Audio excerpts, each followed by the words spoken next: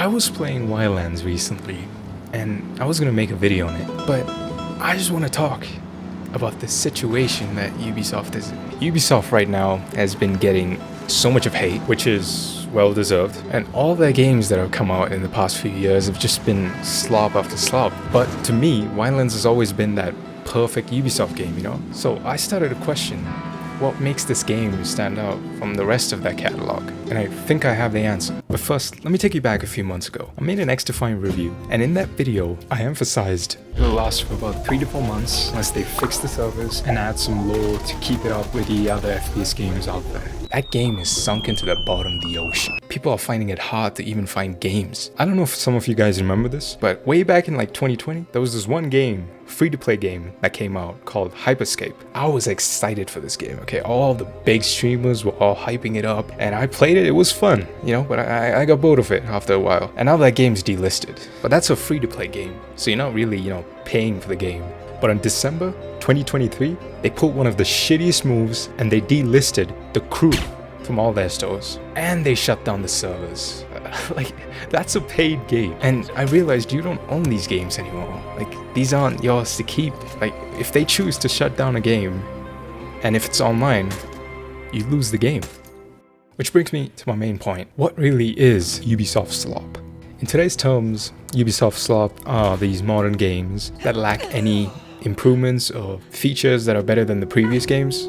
But a few years ago, these games were considered slop and the previous games were considered gold. So the definition of slop keeps changing for these games. Their most successful game series is the Assassin's Creed series, which I've only played some of them, but some of the other series that I've played, like the Watchdogs series, the Far Cry series, each have their own set of flaws. Take Far Cry 5 for example, the only Far Cry game that I had the most fun playing in. And this fun stemmed from the co-op gameplay rather than the single player version. It's like this game is designed for you to play with friends, because when you play alone, you kind of lose interest quickly. Whereas in Wildlands, it's fun with friends, but yet I still enjoy it solo. And they nailed both the co-op and the solo aspect. And another series that's fallen into the slop experience is the Watchdogs series. I prefer Watch Dogs 2 out of all the other Watch Dogs games. I mean, in this game, you can do all sorts of shit. Like, you can sit on a bus and you can drive the bus with a drone. And these features, like you getting to hack and you getting to use these gadgets and drones, is the main selling point for the game. But the major flaw in this game that I can't stand, that ruins the experience for me, is the fact that a guy who's good at coding can also kill a random pedestrian and just live his life.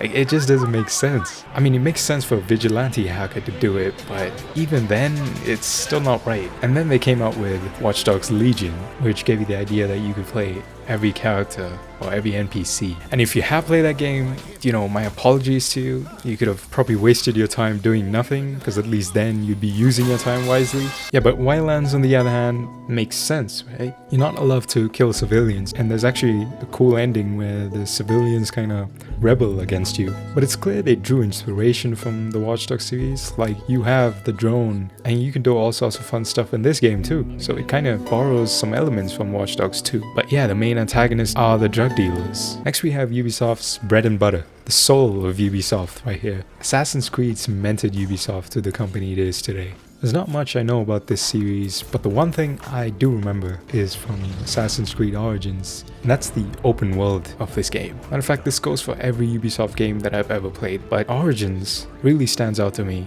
in the open world aspect. They got most of the country in this game, and you just traversing through it, you kind of get like a history lesson. But my biggest complaint with the Assassin's Creed series is actually in its newest games, mainly the Valhalla game. I hate grinding. I hate tedious grinding and unnecessary grinding. Valhalla has a lot of it, and it's more present in Odyssey. And when I say grind, I mean like these side quests that you have to play, and Valhalla just puts it in the main plot. It doesn't even say that it's a side quest. Wildlands, on the other hand, has kind of like a complicated plot with so many, bosses to fight, and it kind of spreads it across the map. And the side missions just make you find intel or weapon attachments or weapons. Olivia in this game is stunning. They really nailed the scale in this game. You feel like you're traveling throughout the country, and it's just beautiful. I don't know what it is, but Ubisoft always nails these two elements in whatever game they make, and that is the soundtrack and open world. They got the best music and the best world design, still have that minor flaws that just stick out. So let's wrap it up. We take the open world design of Assassin's Creed, the fun gadget side of Watchdogs, and the chaotic / fun co-op side of Far Cry.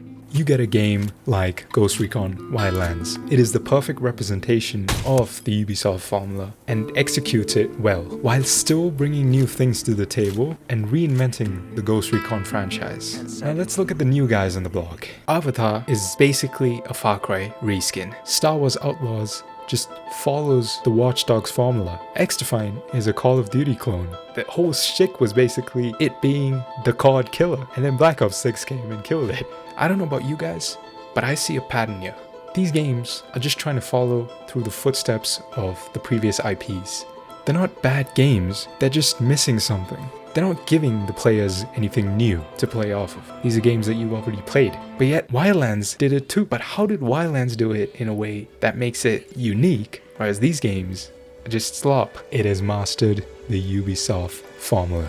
Not only mastered it, but they have spent so much of time and effort into this game that they've innovated and adapted the old mechanics, but still made something new. And the biggest solution that I can give Ubisoft right now is spend time on your games. It's not always about the ideas, but the execution matters too. Because at the end of the day, what really differentiates Wildlands from the other slop is the fun, unscripted events like these.